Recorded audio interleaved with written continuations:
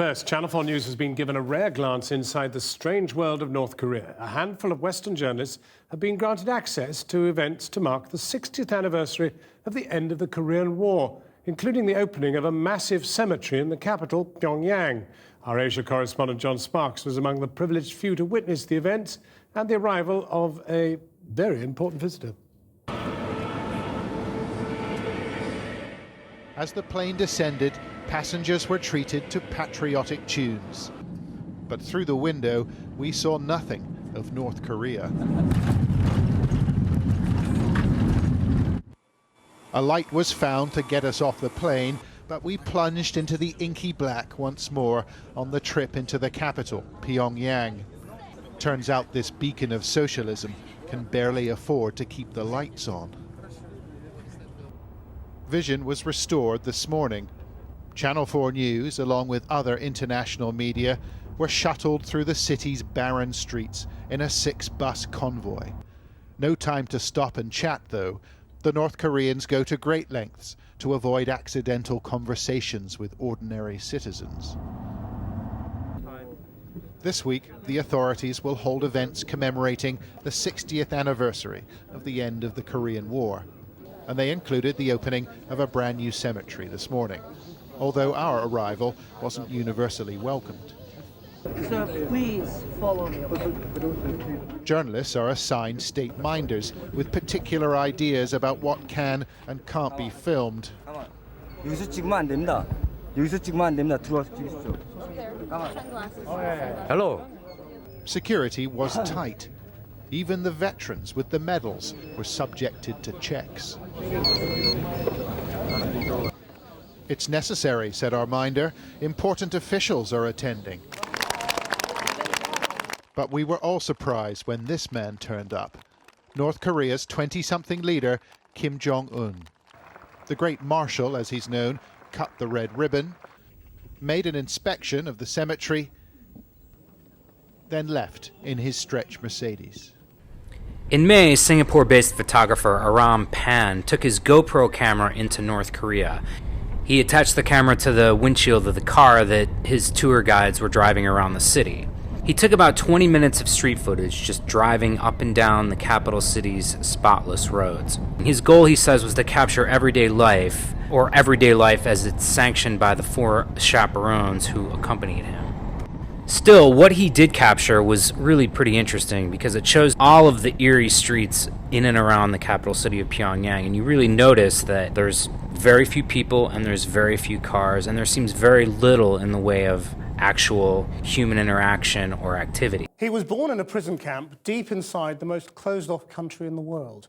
For the first 23 years of his life, Shin Young-chuk knew nothing of life outside the walls of the Gulag in North Korea. He knew only the prison's inhumane rules, and they led him to betray his own parents as they tried to escape. He was then made to watch their execution. He eventually escaped himself and is now trying to find a way to live in a world he didn't even know exists. For tonight's special report, our international editor Lindsay Hilsum has been to meet the first man to escape a North Korean prison. North Korea is the least mapped country on Earth, but you can see the Gulag from space. North of the capital, Pyongyang, is Camp 14. 30 miles long and 15 wide, it has farms, mines and factories. What you can't see are the 15,000 prisoners and how they're treated.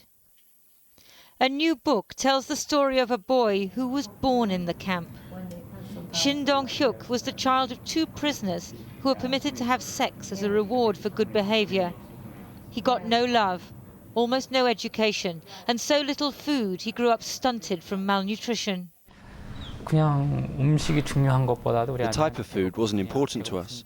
What mattered to us was getting food. We ate anything that seemed edible. I even ate a few kernels of corn from cow dung, and we caught mice and ate them. Anything green like grass we ate because we were so hungry. Line drawings tell the story. There are no photos. Shin was forced to watch when his mother and brother were executed for trying to escape. He wasn't surprised, because aged 13, he was the one who had betrayed them. Under the prison camp rules, you have to report anything suspicious, even if it's your colleagues or family members. I turned my mother and brother in because I thought I was doing the right thing under the rules. I also thought that by doing so, I would get more food. Instead, he was imprisoned underground and tortured over a fire as an accomplice. He still thought he'd done the right thing by following the rules. When did you realise that you hadn't done the right thing? It was only after I went to South Korea and learned a whole new set of values and cultural norms I started to feel guilty about it. I feel very guilty now. You want to go kill Kim Jong-un? Totally. I'd love to assassinate Kim Jong-un. It's a date. Hollywood has the North Korean leader in its sights again. The Interview, featuring Seth Rogen and James Franco as talk show hosts turned would-be assassins, may not be in theaters until October, but their new trailer is attracting worldwide attention. Kim Myung-choi, known as an unofficial spokesman for North Korea, is telling CNN he thinks the people behind The Interview have a mental illness, adding, "This movie shows some type of American desperation from the American government and society." Comedians have been taking shots at the dear leader of North Korea over multiple generations. A decade ago, focusing on Kim Jong-un's father. Our dear leader, Kim Jong-il, says the weapons of mass destruction you requested are ready for you to take. 2004's Team America World Police turned former leader Kim Jong-il into a literal caricature, making him a lonely puppet.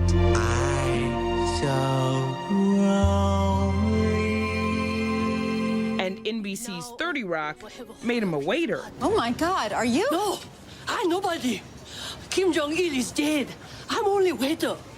I'm greatest waiter of all time. While in real life, North Korea's policies are no joke to its people and the rest of the world, the secrecy of the regime, coupled with occasionally odd PR events like Dennis Rodman's basketball diplomacy, Happy birthday to you, and the regime's outrageous claims about their leader, Kim Jong-un's people believe anything he tells them, including that he can speak to dolphins or he doesn't urinate and defecate. Oh. You telling me my man doesn't pee or poop? everybody. makes them easy targets for comedians. And just by responding, they might even be helping the new film, unwittingly. After all, the first rule of Hollywood, a little controversy can help the box office. Seth Rogen responded to the comments about his film by linking to an article referencing them and tweeting, "Apparently, Kim Jong-un plans on watching #The Interview. I hope he likes it."